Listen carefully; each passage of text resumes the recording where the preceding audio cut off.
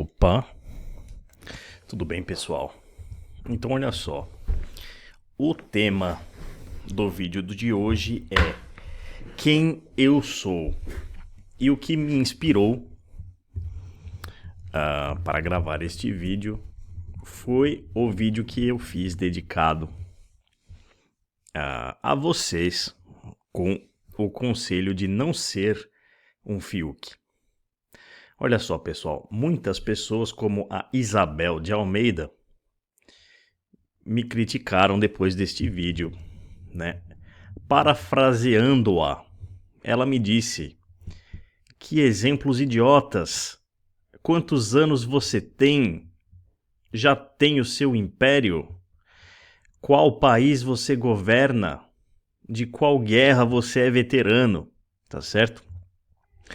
E o @canal Me Apaixonei me disse: achei o dono da verdade. A pessoa mais perfeita deste mundo. Sua vida deve ser muito perfeita para apontar o dedo para alguém. Então, pessoal, olha só. De fato, se nós analisarmos o fundo destas duas questões, todas elas têm um centro. Um mínimo divisor comum, que é a seguinte indagação: quem é você? É ou não é, velho?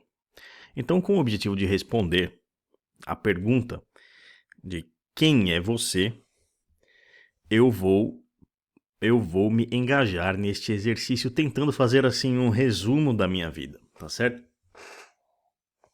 Agora, com relação ao Fiuk, o objetivo do último vídeo não era criticar o Fiuk em si. O Fiuk era apenas um arquétipo, um pretexto, porque a vida do Fiuk em si não é interessante o suficiente para que nós a abracemos, né? Para que nós mergulhemos dentro dela com o objetivo de extrair coisas preciosas, mas era apenas um pretexto para mostrar verdades profundas de natureza metafísica e inelutáveis, tá certo? Portanto, eis-me aqui com o objetivo de empreender, tá certo? Esta nobre tarefa de dizer-lhes quem eu sou. Começando pelo meu nome, olha só. Só um minutinho.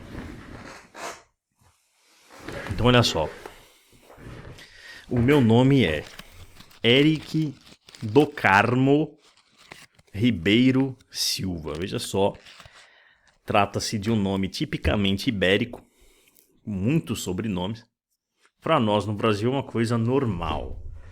Mas olha só, eu vivo na Europa e isso para eles é uma coisa muito estranha, né? Via de regra, as pessoas aqui só têm um sobrenome, que é aquele herdado pelo pai, tá certo? Ao passo que no Brasil e em outros países de origem ibérica, nós colecionamos sobrenomes. Eu mesmo tinha um um coleguinha na escola que tinha 4 sobrenomes. O nome dele era Danilo Baleeiro Teixeira Flores Santana. Olha que coisa maravilhosa. Isso aqui na França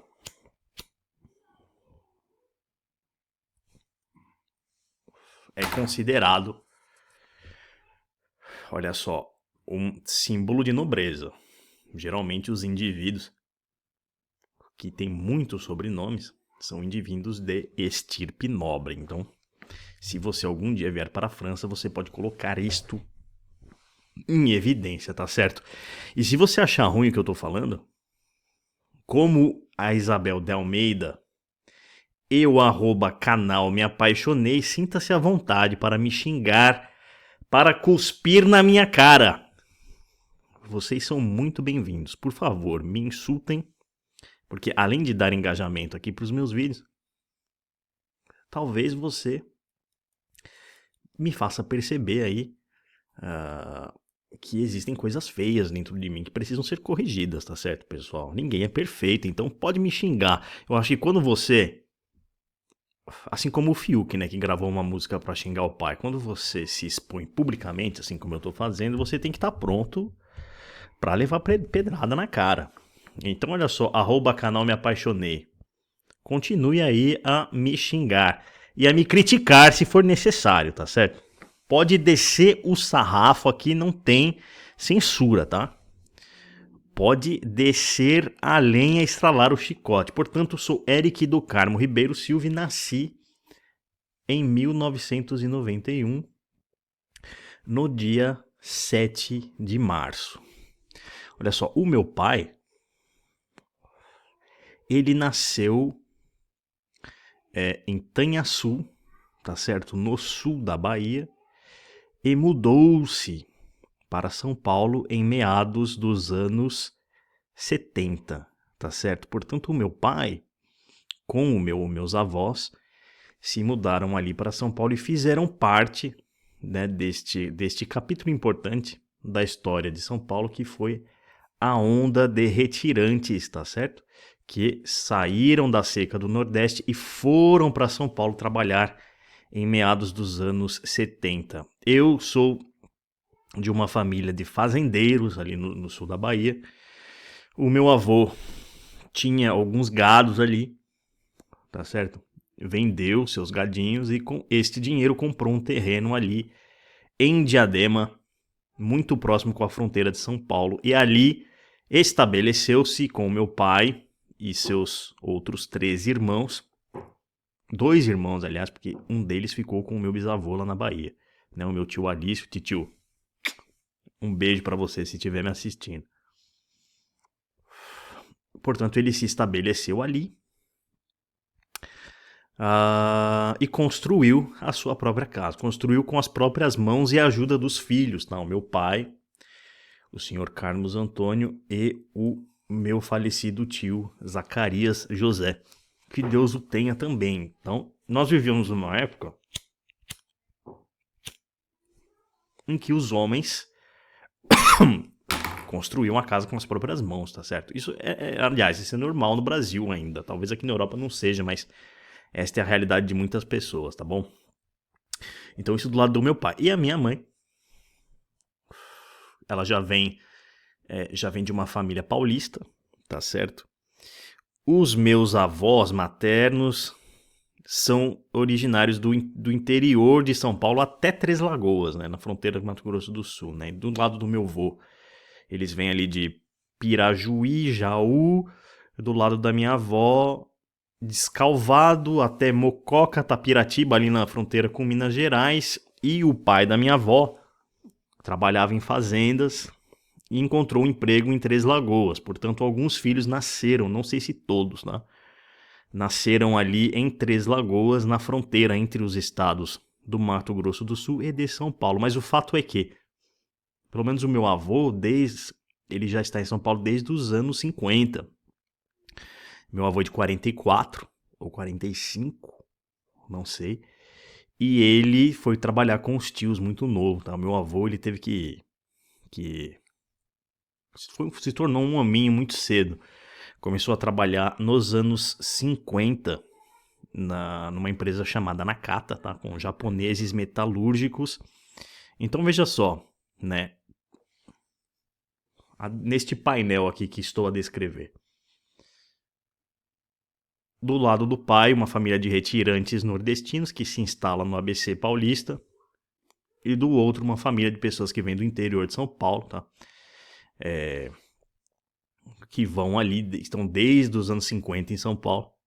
E o meu avô, inclusive, trabalhou como ferramenteiro, tá certo? Na indústria metalúrgica de São Paulo durante toda a sua vida. Então, eu sou, de certa forma, o fruto deste importante capítulo da história de São Paulo, que foi a migração nordestina de um lado, tá certo? E o boom econômico causado pela indústria metalúrgica em São Paulo. Inclusive, os meus avós, eles seriam considerados hoje como machos escrotos, tá certo? Eles eram típicos homens ali dos anos 60 a 70, tá certo?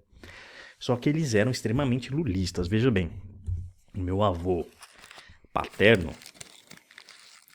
meus avós conheceram o Lula, tá certo? Então veja que até a história do país, de certa forma, passou ali, né? Ele até, inclusive, o Lula brincava com meu avô, dizendo... meu avô que é evangélico, by the way. dizendo que ele tinha uma letra bonita, né? Que ele deveria estudar porque a letra dele era bonita. Olha só que engraçado, né? Uma das anedotas interessantes. Portanto, os meus pais nasceram ali e se conheceram, né? O bairro onde eles moravam se chama Vila Hélida, que fica espremido ali entre a Avenida dos Imigrantes e a Avenida Cupecê. É uma espécie de favela, tá certo? Quando os meus avós se mudaram não era, mas hoje é um favelão que tá ali na fronteira com o estado de São Paulo. Então, de um lado você tem imigrantes, a partir da imigrantes você pode ir para o litoral de São Paulo, estava muito próximo da praia. E você tem a Avenida Cupecê, que te dá acesso ali a Jardim Miriam, você saindo Jardim Miriam, Cidade Ademar, aí você vai indo Americanópolis, aí você chega ali no Brooklyn, chega no Shopping Morumbi, tudo numa ruazona até o Rio Pinheiros. Então foi mais ou menos neste quadro, nos anos 80, que os meus pais se conheceram e eles viviam no mesmo bairro, tá certo? Eram adolescentes brasileiros vivendo ali, na periferia de São Paulo dos anos 80. Portanto, meus pais eram punks, né? Eram meio roqueiros. Então, olha só. Mais um cruzamento interessante da minha biografia com um dos movimentos ideológicos mais importantes que acometeram o nosso país ali nos anos 80, que foi a ideologia rock and roll e punk, tá certo? Os meus pais pertencem àquela geração anti-autoritária e contestadora, tá certo? E o fato é que eles acabaram me tendo muito jovens. A minha mãe não tinha nem 17 anos quando engravidou de mim. E os meus pais viveram ali até 1 ano de idade, mais ou menos. E aí eles se separaram, né? Como muitas outras famílias dos anos 80, essa foi a época das separações no Brasil, né? Você veja que antigamente, na época dos meus avós, os casais, via de regra, digamos assim, 80% deles ficavam juntos. Por mais filho da puta que fosse o cara, mesmo que ele colecionasse um número formidável de amantes, não importa. Tratava-se de uma geração que ficava casada e tinha filhos, tá bom?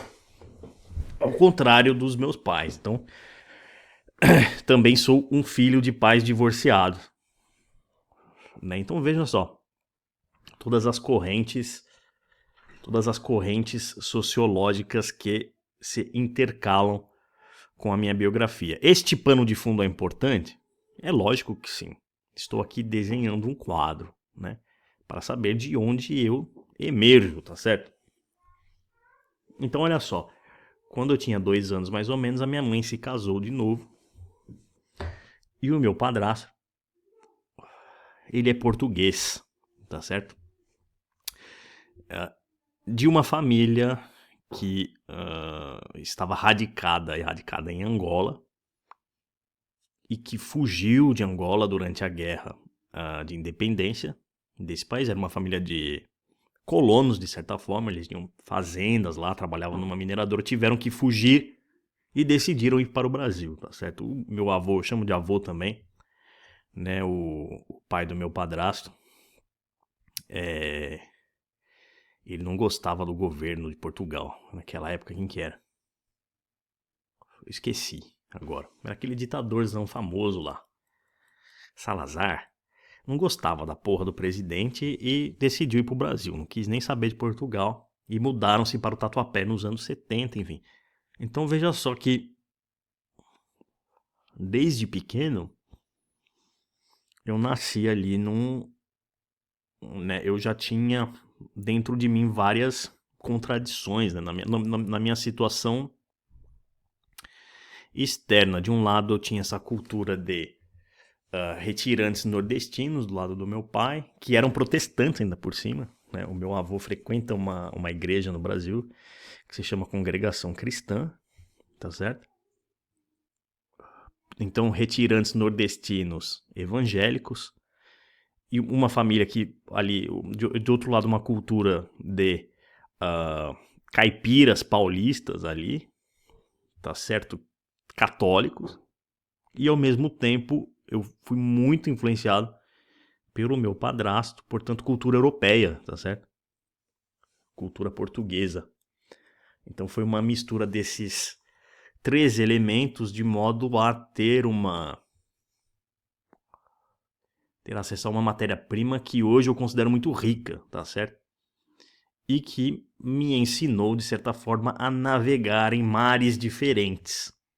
Né? Via de regra, o normal é que a criança viva num só e mesmo ambiente, que os pais venham mais ou menos do mesmo meio, mas eu estive aí tracionado entre 3 universos totalmente diferentes e vivemos ali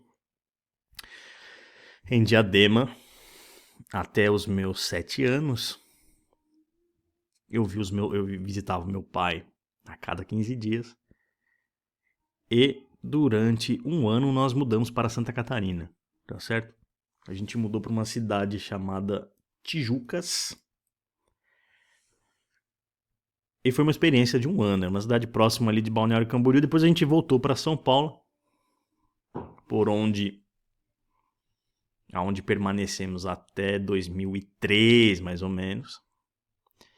E depois, por questões de natureza econômica, nós mudamos, né, na família da minha mãe, para Três Lagoas, em Mato Grosso do Sul. Olha só. By the way, este é um dos aspectos que permearam a minha infância, que é o volume elevadíssimo de mudanças. Eu mudei muito durante a infância e fui parar ali no interior de Mato Grosso do Sul. Veja que loucura. Então, de 2000, continuando aqui, tá? De 2004 a 2008, eu vivi em Três Lagoas, né, que você poderia qualificar aí como o cu do mundo. Mas o capítulo Três Lagoense, e Três Lagoas porque a minha avó nasceu lá, e ela tinha uma irmã que já morava lá, enfim. O capítulo Três Lagoense foi um dos mais importantes da minha vida, porque lá, nesta pequena cidade, eu mudei de religião. Então eu virei evangélico. Então veja bem, mais um movimento sociológico importante que acabou abarcando a minha vida, malgré moi-même, que foi a conversão à igreja evangélica. Isso aconteceu no Brasil nos anos 2000, uma substancial mudança do perfil religioso da sua população, que outrora foi majoritariamente católica e se tornou, por questões aí, Concílio Vaticano II, teologia da libertação, questões sobre as quais não vou me aprofundar por hora. Mas o fato é que o Brasil se tornou um país evangélico. E eu acabei sendo abarcado por este fenômeno. E em 2008, eu mudei de novo, desta vez rapazinho, para a cidade de Ilha Solteira, em São Paulo. E estudei engenharia mecânica, né? Eu passei no vestibular para engenharia mecânica na Unesp de Ilha Solteira. Ali nessa região é uma região que tem o Rio Paraná, e tem algumas das hidroelétricas mais importantes do país. Você tem a hidroelétrica de Jupiá e a hidroelétrica de Ilha Solteira, que foi construída nos anos 70, né? Isso fez parte de daqueles grandes investimentos, né, que o governo militar fazia em infraestrutura, né? Um dos locais privilegiados, tá certo? Tendo em vista as suas possibilidades naturais, foi esta região que tinha um potencial hidráulico imenso. Então muitas usinas hidroelétricas foram construídas ali, uma delas em Ilha Solteira, tá certo? E uma obra deste naipe não se faz em algumas semanas nem em anos. Eles construíram uma cidade ali, tá? Para poder, para que os engenheiros e os operários pudessem morar. E uma vez que a obra foi concluída, esse local se transformou numa universidade, tá certo? O governador de São Paulo ali se colocou a questão se ele ia fazer um presídio ou uma universidade, acabou criando a Unesp de Ilha Solteira, que apesar da posição marginal, era uma das melhores universidades de engenharia do Brasil, né? Na minha época era a quarta ou a quinta do Brasil. Perdi aí para a USP, para o ITA, mas assim, curso sofisticadíssimo, então, indo para a Ilha Solteira, um outro universo abriu-se diante de mim, que foi o universo acadêmico, que me colocou em contato com o que eu qualificaria de a classe média alta, tá certo? De São Paulo e do interior de São Paulo. Jovens rapazes mais ou menos com a mesma idade que eu, que iam para lá estudar, tá certo? O curso de engenharia mecânica, como muitos, né, agora no século XXI, foi importante para criar muitos banqueiros, né? Banqueiros não, colarinhos brancos que trabalham na Bolsa de Valores ali na Faria Lima, né? Esse é o destino do pessoal. O pessoal estudava engenharia mecânica, depois ia trabalhar com finanças na Faria Lima. Então esse era mais ou menos o destino dos estudantes da escola de engenharia. E nós tínhamos aulas assim com professores que davam aulas ali, né, nas principais universidades do mundo, tá certo? E a Universidade de Ilha Solteira tinha parcerias com muitas outras universidades, e numa dessas eu acabei influenciado por aquela ideia de que você precisa ter uma experiência internacional no currículo. Numa dessas eu acabei indo para a França, tá certo, pessoal? Isso em meados de 2012, para fazer uma graduação sanduíche. Veja bem que percurso. Até agora, então, eu expliquei as minhas origens embrionárias, a minha mudança para Três Lagoas, que acompanhou-se de uma conversão religiosa, de uma imersão no ambiente acadêmico e, finalmente, em um intercâmbio internacional que acabou revolucionando, de certa forma, a minha vida. Portanto, chegando na França, eu me formei em uma das melhores universidades de engenharia daqui, que é a École des Mines d'Albi, tá certo? E acabei encadeando um triplo diploma aí. Também estudei no INSA Toulouse, fiz um Research Master em dinâmica dos fluidos, tá certo? De modo que o meu repertório cultural e sociológico foi profusamente enriquecido, tá certo? Vocês imaginam o que significa se tornar próximo amigo ali de jovens rapazinhos que pertencem à classe média alta e à classe alta francesa, tá certo? Trata-se da elite do país, e foi dentro deste contexto que eu encontrei a minha querida esposa, que é francesa, e com ela nos mudamos para Paris em meados de 2014, tá certo? Portanto, em 2014 eu me mudo com ela para Paris, e depois de voltar para o Brasil um tempo, eu volto para cá e começo a trabalhar numa empresa de consultoria com um judeu, e por lá permaneci durante 3 anos, tá certo? A minha esposa, do seu lado, ela simboliza o típico arquétipo da família francesa. E o seu avô, por exemplo, acho que é uma família que está há séculos na França, tá? O avô dela foi prisioneiro de guerra na Alemanha, os bisavós ali, heróis de guerra da Primeira Grande Guerra, pessoas que fizeram a Batalha de la Somme, Verdun, né? E eles são radicados aqui na região da Normandia. Então ela vem dessa base. Nós nos conhecemos em Albi, depois nos mudamos para Paris. E em Paris eu trabalhei durante 3 anos como consultor, tá certo? E ao fim desta experiência de 3 anos acabei aprendendo algumas coisas no mercado e rapidamente montei a minha própria empresinha, tá certo?